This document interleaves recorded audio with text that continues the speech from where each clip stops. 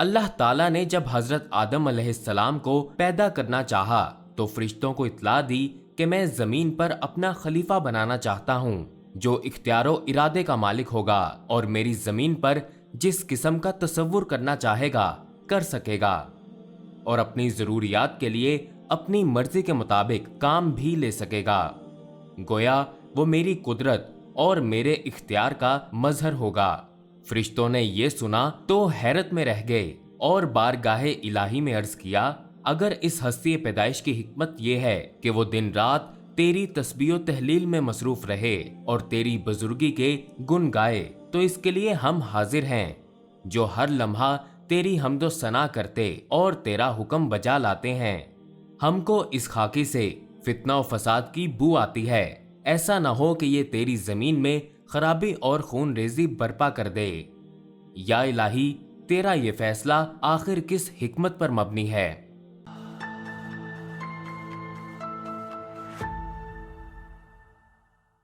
اور جب ایسا ہوا تھا کہ تمہارے پروردگار نے فرشتوں سے کہا تھا،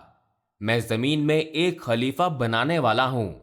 فرشتوں نے کہا، کیا ایسی ہستی کو خلیفہ بنایا جا رہا ہے جو زمین میں خرابی پھیلائے گی اور خون ریزی کرے گی، حالانکہ ہم تیری حمد و ثنا کرتے ہوئے تیری پاکی و قدسی کا اقرار کرتے ہیں۔ اللہ نے کہا، میری نظر جس حقیقت پر ہے تمہیں اس کی خبر نہیں۔ اس مقام پر فرشتوں کا سوال اس لیے نہیں تھا کہ وہ اللہ تعالیٰ سے مناظرہ یا اس کے فیصلے کی خلاف ورزی کریں، بلکہ وہ آدم کی تخلیق کا سبب معلوم کرنا چاہتے تھے اور یہ کہ اس کے خلیفہ بنانے میں کیا حکمت ہے۔ ان کی خواہش تھی کہ اس حکمت کا راز ان پر بھی کھل جائے، اس لیے ان کے طرز ادا اور تعبیر مقصد میں کوتاہی پر تنبیہ کے بعد اللہ تعالیٰ نے یہ پسند فرمایا کہ ان کے اس سوال کا جواب عمل و فعل کے ذریعے اس طرح دیا جائے کہ ان کو خود بخود آدم کی برتری اور حکمت عملی الہی کی بلندی و رفعت کا اعتراف کرنا پڑے۔ لہٰذا حضرت آدم علیہ السلام کو اپنی سب سے عظیم المرتب صفت علم سے نوازا اور ان کو علم اشیاء عطا فرمایا، اور آدم نے تعلیم الہی سے تمام چیزوں کے نام معلوم کر لیے تو فرشتوں کے سامنے وہ تمام حقائق پیش کر دیے اور فرمایا، اگر تم اپنے شبہ میں درستی پر ہو تو بتلاؤ ان حقائق کے نام کیا ہیں؟ فرشتوں نے عرض کیا، خدایا، ساری پاکیاں اور بڑائیاں تیرے ہی لیے ہیں، ہم تو اتنا ہی جانتے ہیں جتنا تو نے ہمیں سکھلا دیا ہے۔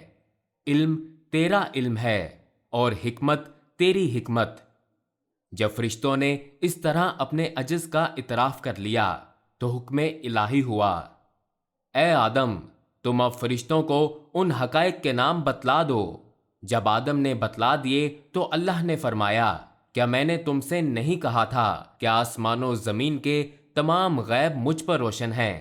اور جو کچھ تم ظاہر کرتے ہو وہ بھی میرے علم میں ہے، اور جو کچھ تم چھپاتے ہو وہ بھی مجھ سے مخفی نہیں۔ حضرت آدم علیہ السلام کے اس شرف علم کے متعلق مفسرین کی دو رائے ہے۔ ایک یہ کہ کائنات کی وہ تمام اشیاء جو ماضی سے مستقبل تک وجود میں آنے والی تھیں،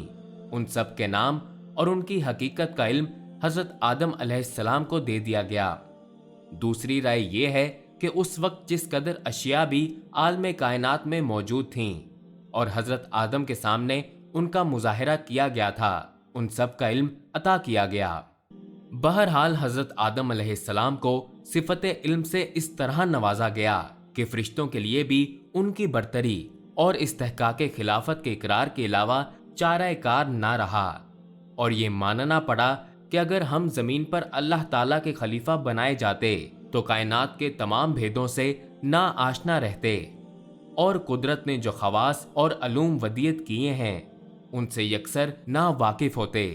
اس لیے کہ نہ ہم خورد و نوش کے محتاج ہیں کہ زمین میں ودیت شدہ رزق اور خزانوں کی جستجو کرتے، نہ ہمیں غرق کا اندیشہ کہ کشتیوں اور جہازوں کی ایجاد کرتے، نہ مرض کا خوف کہ قسم قسم کے معالجات اشیاء کے خواص، کیمیائی مرتبات، طبی ایجادات اور علوم نفسیات اور اسی طرح کے بیش بہا اور بے شمار علوم فنون کے اسرار और उनकी हिकमतों से वाकिफ हो सकते। बिलाशुबा ये सिर्फ हजरत इंसान ही के लिए मौजून था कि वो जमीन पर खुदा का खलीफा बने और उन तमाम हकायक और अलूम फनून से वाकिफ होकर नियाबत इलाही का सही हक अदा करे।